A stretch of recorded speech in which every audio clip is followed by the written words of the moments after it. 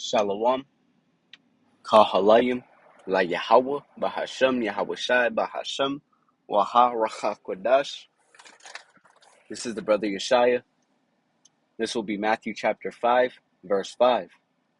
Blessed are the meek, for they shall inherit the earth. When you look into this word meek, this is the definition according to the New Oxford American Dictionary. Quiet, gentle, and easily imposed on, submissive. And this is why Yahawashi taught that we have to be like unto children coming into this truth. Because children are very impressionable. Let's grab the definition on that. Impressionable.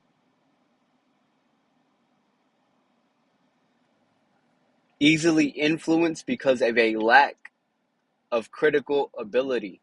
And that's because we really do lack the critical ability of being spiritual. We have to learn to be back in our right spiritual sense. The right hand, if you will. And that's all through the spirit and power of Yahawaah, BAHASHAM, Yahawashi, that we've been quickened. Our spirit has been quickened. We've been given the breath of life. But we have to grow. This mustard seed of faith has to be taken care of and nurtured. It has to be watered. It has to be given sunlight. Because essentially that's what we represent as the light through the spirit. So we're likened unto babes. Let's read that once again. What is this? Matthew 5, verse 5. Blessed are the meek. And to be blessed means to be favored. So favored are those that are submissive to Yahawaah, BAHASHAM, Yahawashi. Not filled with pride and want to overcome the world by doing it their way. And, we don't need nobody. That's the wrong spirit to be in. We need the Lord and the brotherhood that comes with serving Yahawaah, BAHASHAM, Yahawashi. Although all brothers don't get along, we still have to understand we all play a role in the body. It says, for they shall inherit the earth. And that's who the earth was set up for. Since the beginning, the 𝐻ALALYAM, the 144,000, through the spirit and power of Yahawaah, BAHASHAM, Yahawashi, they created the earth. And those 6,000 years, which is known as 6 days. Because when you get into the book of Peter, you get into how one day with the Lord is 1,000 years, and 1,000 years is 1 day. So it's only been like 2 days since Yahawashi was on earth physically. Spiritually, he's working through us men, doing these lessons, getting with brothers, studying, praying, fasting, etc. But let's go ahead and move to the next precept I got. Because the majority of our people, they have Stockholm syndrome. They fell in love with their oppressors. They fell in love with their wicked, I would say counterpart. Our wicked twin brother, serving Esau, Edom, the so-called white man, because you so-called blacks, Latinos, and Native Americans come from the seed line of Jacob, which makes you an Israelite. Now, not all Israel is of Israel, because the majority of our people are still in denial. 2/3 of our people here in America, to be specific, are not going to receive the kingdom. They're going to have to die and be reborn through another man, a righteous man. You hear that? A righteous man will be the bloodline flowing, creating, being fruitful on earth. Because that's what the Lord predestined. And that's what we hope to be, man. One of those patriarchs.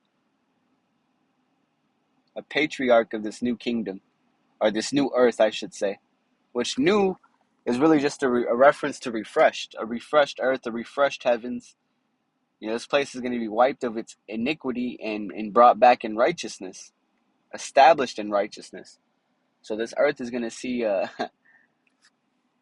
time like never before. That includes the people on it, man. All you people, all you other nations, you're going to see a righteous kingdom. Worldwide. Worldwide. Galaxy-wide for eternity. This is nothing to what is that? What am I trying to say? This is nothing to put down. This is a big thing we're speaking on. We're speaking life. This is full of life. These Bibles verses, these scriptures. This is life. But here's that other precept, Psalm 137 verse 3 in the New Living Translation, to prove not all Israelites are gonna, be in their right mind, because they're still under the authority of Esau. They're not free. The truth shall set you free. The majority of my people, which aren't even my people, to be honest, because y'all don't know who the Lord is. But hey, we have to have mercy. We have to be accessible right now. The famine of the word hasn't hit, so we're out there teaching. We're out here uploading videos. So Lord willing, you can catch it and make fire and go on. Go get hot in the spirit. Go all out for Yahawah, BAHASHAM, Yahawashi. So Psalm 137 verse 3 in the NLT, for our captors demanded a song from us. And that's what you've seen with the Southern Kingdom. They had to sing, swing low sweet chariots, crying out to the Lord without realizing it. And maybe they did at the time, but nowadays, you ask an everyday Jake, they don't know what that meant. They don't realize that the so-called UFOs are the chariots of the Lord. And that's what we're crying for, is salvation. That's how our salvation will come. But it says, for our captors demanded a song from us, our tormentors insisted on a joyful hymn. Sing us one of those songs of Jerusalem. And there you go. Our people, we're singing a song right now through this Bible. The Lord has given us a song, a teaching. These words we were able to piece together through the Spirit and flow as living water. But the majority of our people are stuck trying to sing to Esau, that kill music, that murder music, drill rap, trap, whatever. Our people are gone, lost. Hey, like Isaiah goes into, the ass knoweth his owner, the ox knoweth his owner, the ass is his master's crib. But Israel, doesn't know. They don't know who they go back to. They don't know who they are. They think they're African. They think they're Egyptians. They think they're Mexicans. They think they're Hispanics, whatever. They think they're Native Americans. Come on, man. Just because Esau called this place America didn't make it America. This is spiritual Babylon, a confusing place, a land founded and set up upon blood. Let's grab one more before we close out. Psalm 83 verse 3 in the NLT, they devised crafty schemes against your people. So these other nations have gotten crafty, man. They knew how to take down Israelites by taking away their source, their power. Yahawaah, BAHASHAM, Yahawashi. And taking them away from us. But that was a form of a punishment. That's why the Lord allowed it to occur. Verse 4. Oh, wait, Salakia. Continuing with verse 3. They conspire against your precious ones. Come, they say, let us wipe out Israel as a nation. So, hey, there you go. Now we're not even in our land. Now we're scattered. But that was also a way for the Lord to spare us from, being cut off as a people. Here you go murder the Native Americans. Guess what? Southern Kingdom was still going to come. And guess what? Some of those so-called Native Americans were around the Southern Kingdom. That's why brothers come in all different, various shades of color. Various characteristics, whatever the case may be.